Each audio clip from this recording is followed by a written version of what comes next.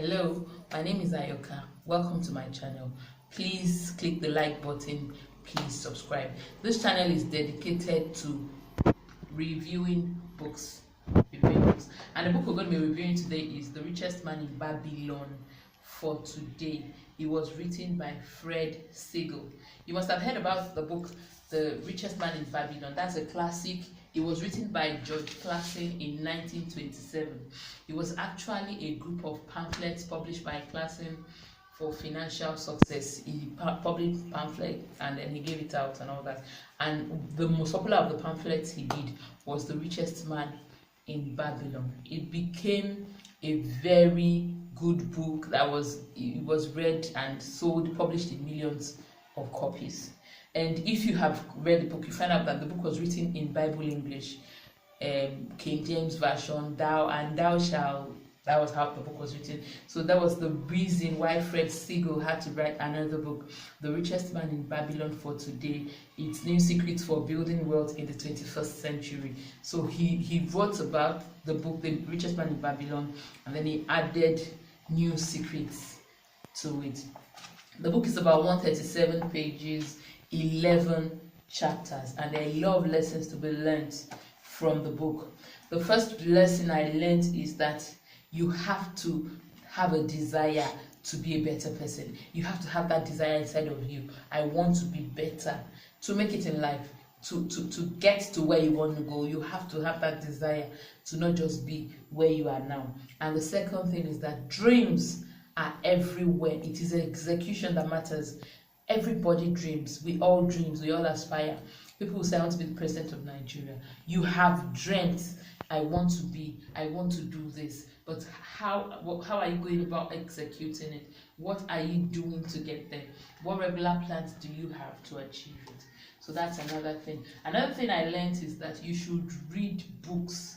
You should help yourself by reading a lot of books.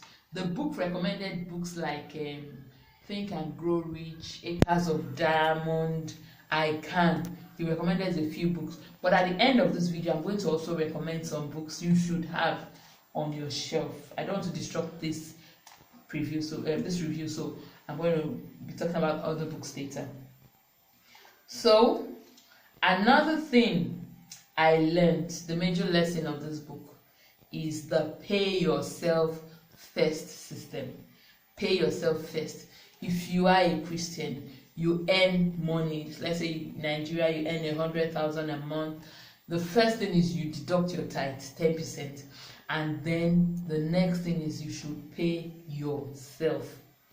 You understand? After paying your tithe, pay yourself. You know, you don't just collect your salary and say, I have to go and pay my child's school fees, I have to go and pay medical bills, no, pay yourself. That same 10%, you just remove it from your salary and bank it. So you assume that all you have to spend is 80,000. So whatever you are going to do, your expenses, it has to revolve around that 80,000. No matter whose ox is God, no matter what happens, that is what you are going to spend. And that 10%, this book teaches us that 10% you have kept for yourself. You are not going to spend it to buy a shebi or buy a wig or something. No.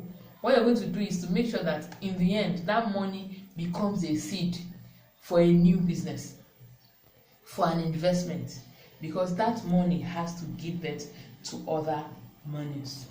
Another thing I learned from this book is that I have to put my money to work. It's not just about you working, you have to make sure that your money also works for you.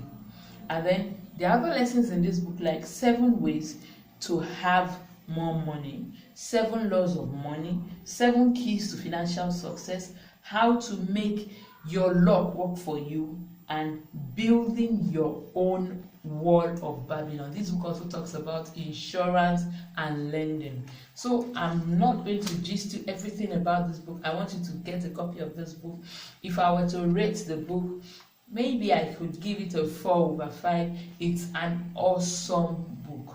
I personally love it because a lot of people are discouraged when they are reading The Richest Man in Babylon because of the English. But now you have another opportunity to read this. It was written like a drama, it was written like storytelling, but honestly, it's an awesome book. So that's that on the book The Richest Man in Babylon. But I promised that I was going to review other books I think you should have. One of them is this one, written by Steve Harris, From College Dropout to Corporate Sellout. It's one of the books I loved reading. Nobody recommended it to me. I was just moved by the back. He's wearing tutu. On one end he was wearing a t-shirt, the other end is wearing a suit. So I was just like, what is this? And I read it. I enjoyed it. It wasn't recommended by anybody. I didn't read any review anywhere, but I read it. I love his storytelling ability. He talks about his own personal life experience, how he moved from being a dropout in the university, went to University of Benin, to being a corporate sellout. It's a book, if you can get it. It was written by Steve Harris. I think he has a website. You can go. He's a Nigerian. It's an awesome book. I love the book. I recommend the book.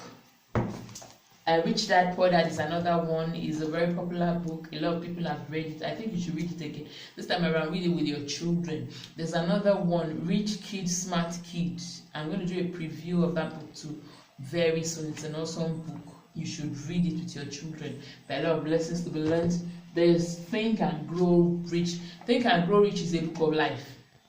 It's a book you should own all your life. Like this one, I think I bought it when I was in school, and it's due for another one. I have an e-version of it, and if you go to Google Play Store, you can download Think and Grow Rich. Just search there. They love people that did a program, Think and Grow Rich, as a book on Google Play Store. You can download it and read it. This is another awesome book that I love. See You at the Top. See You at the Top by the Siegel is a wonderful, awesome book. It's a book you should read from time to time. I love this book too. So you should also read Ben Carson's books. They are awesome. These two, Gifted Hands and Think Big, I think they are similar.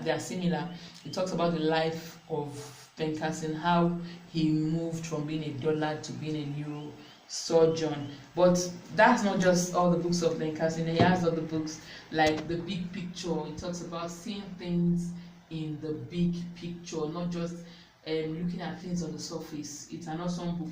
I love this book, Take the Risk. It talks about taking risk in life. And then he personally talks about his own experiences of risk he has taken and failed. There's a story of a set of twins that he had to, Siamese twins, he had to separate and they died. You understand? It's written in the book how they felt, how they took the risk, what they thought before they took the risk, how the girls insisted they were going to take the operation and all that. It's an awesome book. I think you should read it. This is another book I would love you to have in your library for your teenagers. For your teenagers is You Have a Brain. You Have a Brain, a teen guide to think big. So it's just a book for teenagers. It's how to use your brain.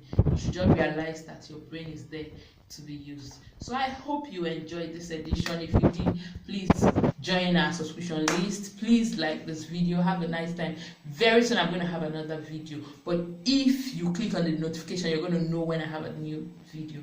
Thanks a lot. My name is Ayokas.